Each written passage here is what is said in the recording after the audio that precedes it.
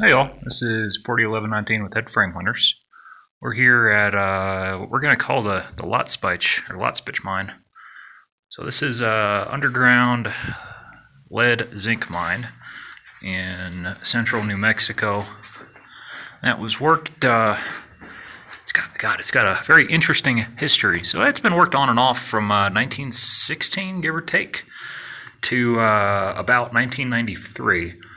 Now, in its latter operational period, it was used by the Army Corps of Engineers for experimental purposes related to explosives, underground explosive storage, safety, security, et al.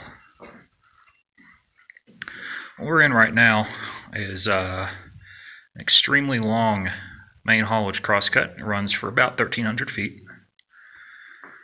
Then eventually opens up into what is reported to be a 3,000-foot long mineralized strike zone. And it was irregularly stoped along that strike. So with us today are Abandoned Underground and Zia Mountain Adventures. This is a collaboration. We do those occasionally. I also like to apologize that it's been so long since we've done any underground exploration videos. We've been busy with the gold mine, and that's kind of our top priority at this point in time. I'm going to continue along the main haulage. I do believe that they were running 1-yard Wagner machines in here at the end. Not sure, about the exact same size as my EIMCO, just a little bit narrower and a little bit longer. The ground in here is not as good as we would like it to be. It's driven in really jointed limestone. So this appears to have been a pretty badly jointed or fissured area. So what happened is they just kept barring down.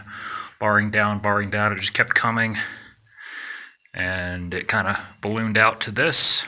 And then the guys put in a lot of bolts. Just looks like split sets. So another fun fact is that our diesel compressor up at the gold mine actually came from this mine. We purchased it a couple of years ago.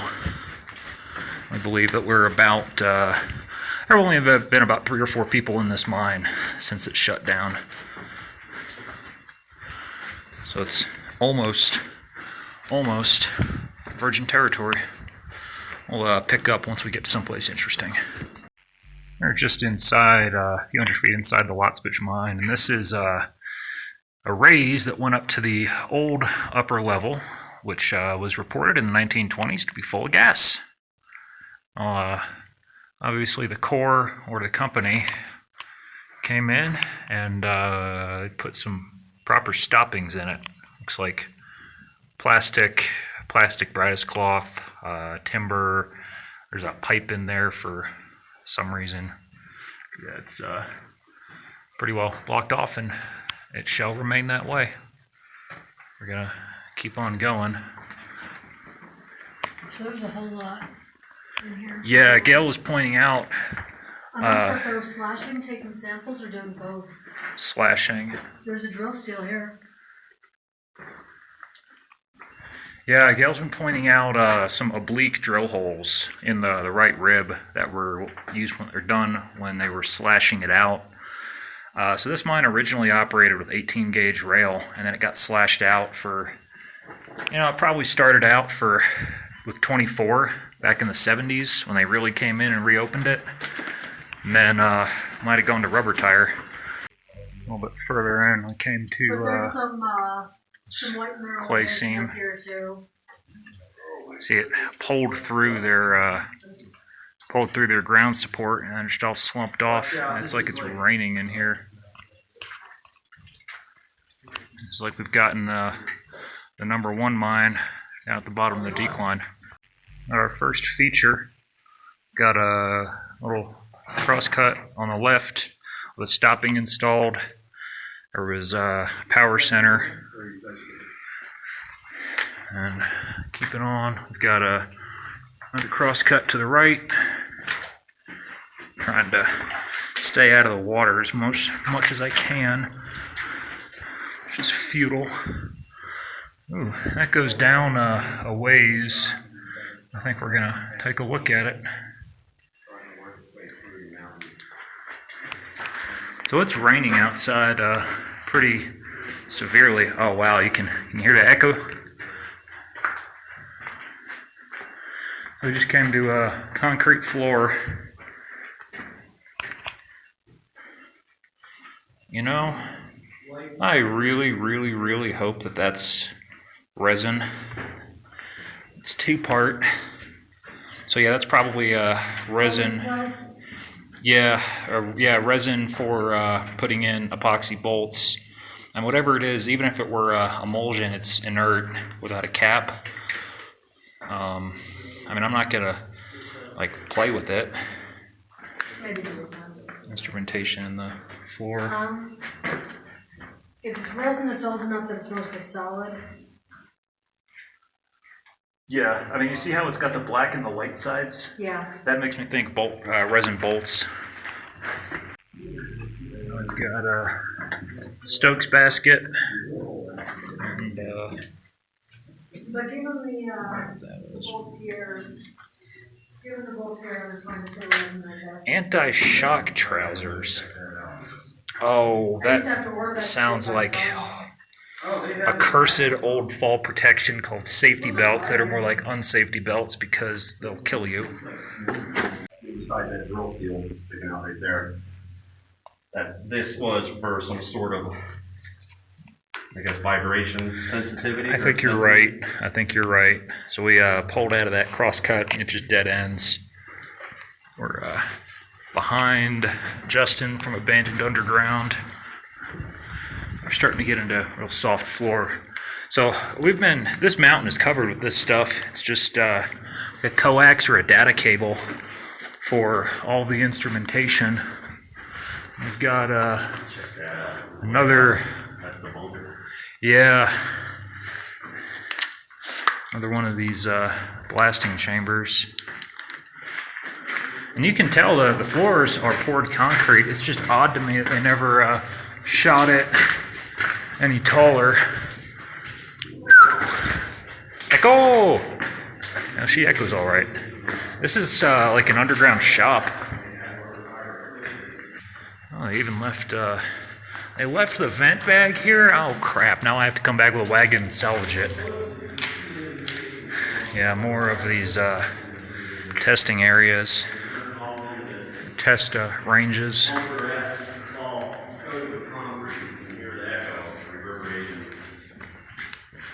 And here we tie back around. Okay.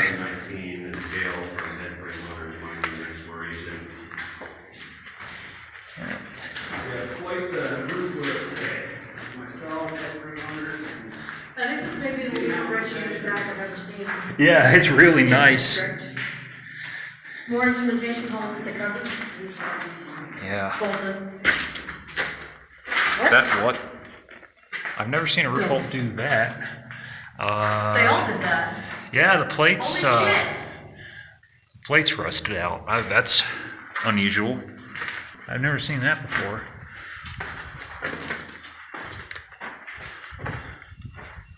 And in some cases, the plates are actually stuck to. This is a weird mine.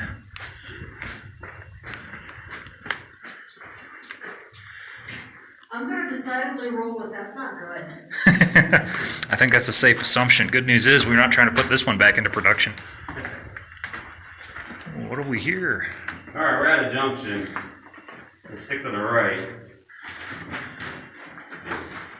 Where all this stuff is anyway. And here we have our first old rail.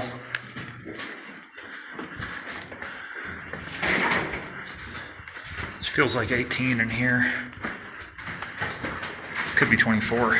I know the company that operated it used 24. We bought their trammer that they used at the haulage level. Oh, hello, beautiful. There's your snatch block that you're yearning for. A lot easier to get to. Oh, I want it. I want it. It looks like it's seized. Soak it in evaporust for a year. Vinegar and WD-40.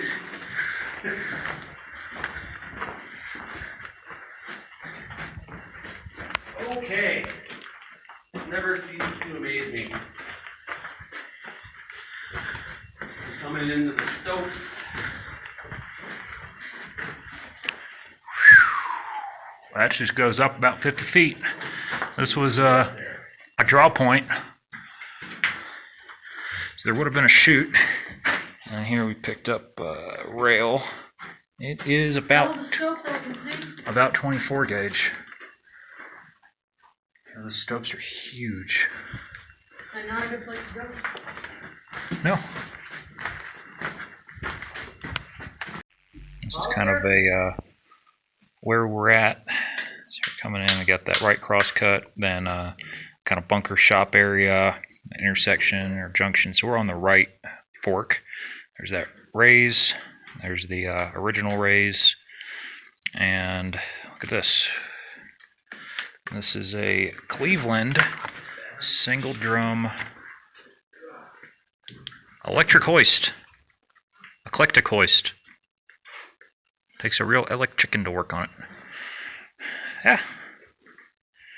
That's cool. Yeah. You don't see these very often. And then open up into a very good sized stope. It goes up, back, probably 18 feet tall in here. And, oh wow. So this wasn't hoisting a skip. It's, see right there, next to Gale, the rail. They were hoisting cars out of there. That's unreal. They left their Swede saw. And Zia Mountain guys are headed up into the stope that way. I think we're gonna head up there first. And then yeah, we'll hang out here for check that out. Pumicy material that when you grab it, it just crumbles. But the colors are pretty cool.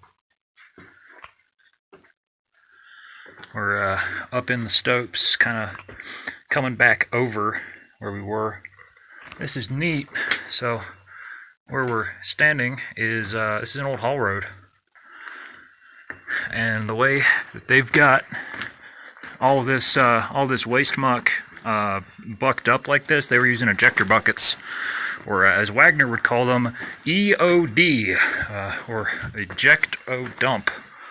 So we're looking back from where we came through that rubber tire stope. You can see really clearly the 2-track ruts that those machines left. You can see, here it's been wheel rolled.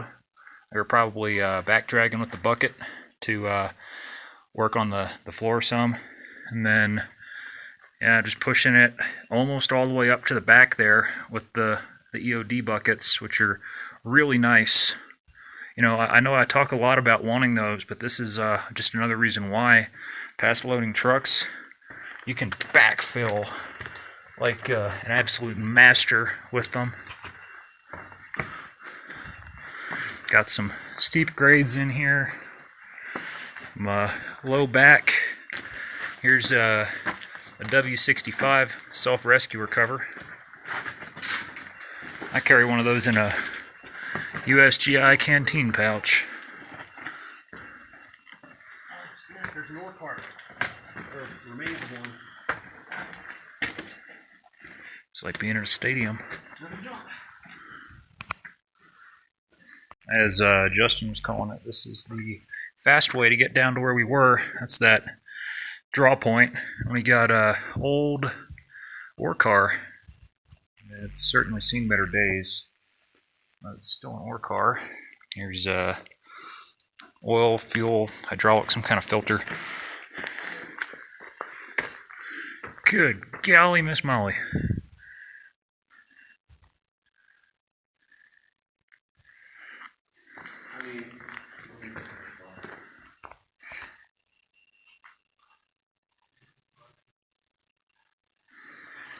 This has got to be hundreds of feet long, 20 feet tall, 50, 60 feet wide. I'm trying to keep this rated PG, but holy shit.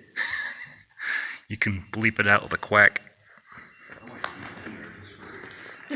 I mean, this is like with the old PG-13 rating, you get one F word.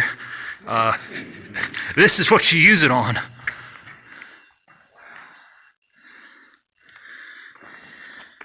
Yeah, another draw point. Okay, that's another expressway where another expressway is the exit. We're just down there.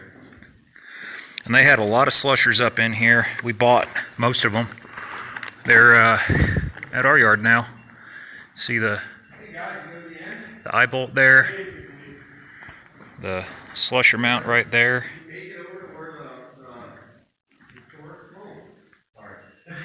Where the historic farm line was, like where the horseshoes are. Did you get on top of it? There's a horseshoe right there. Yeah, you can see the old horseshoe cruiser goes down and it's like an old ship versus car actually. Well, I gotta tell you, I bought my work car Terry. Too bad it's trashed. See, Justin is further up in the stope. Found another slusher drag here. They might have had it set up so they could swap cables and work two different faces or two different breasts with the same slusher. Matter of fact, I think that's exactly what happened. Probably had all kinds of blocks set in here to pull around corners.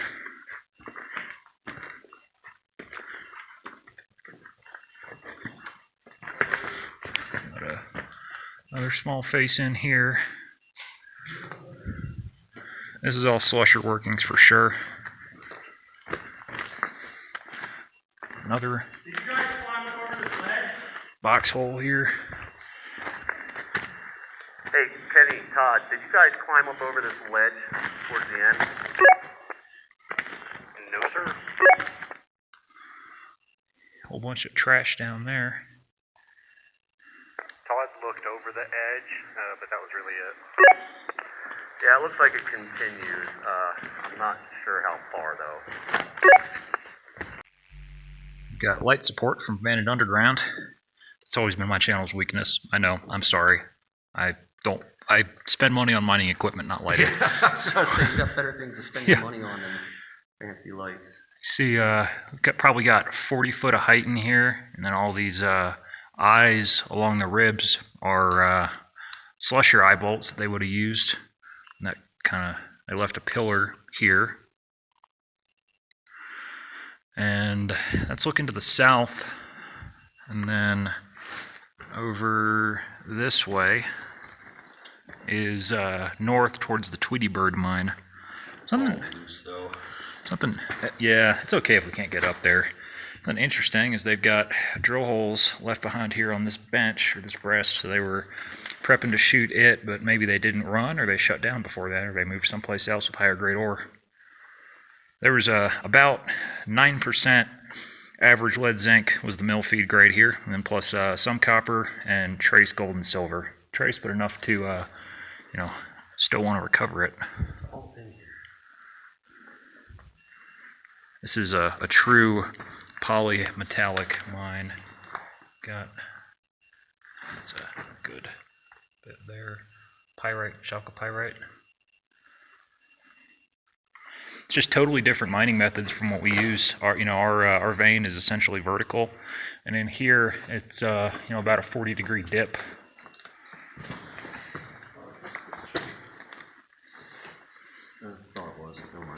We do believe this is the largest accessible abandoned mine in the state of New Mexico.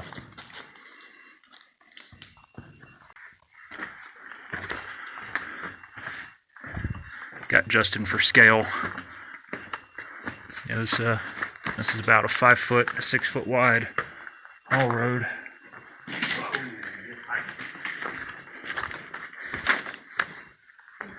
Yeah. Did they go up here? No, they went down.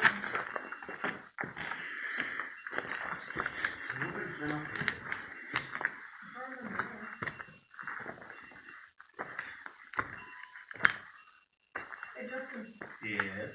can you go ahead and put your light on the other wall? Which wall? Behind you.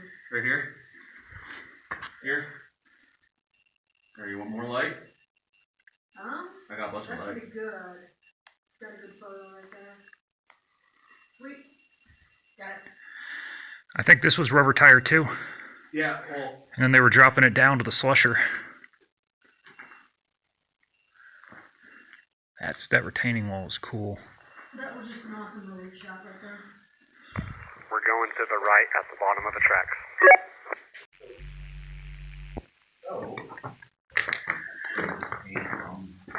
Massive man-made cavern. So we're gonna head down that irregular drift as it's described in the mining report. So it's not horizontal, it's not incline, it's in between, if you will. And right below us here is that Gently hoist. inclined. Hard to describe, I guess that's why the mining reporters call it irregular. So, This is cool. straight down.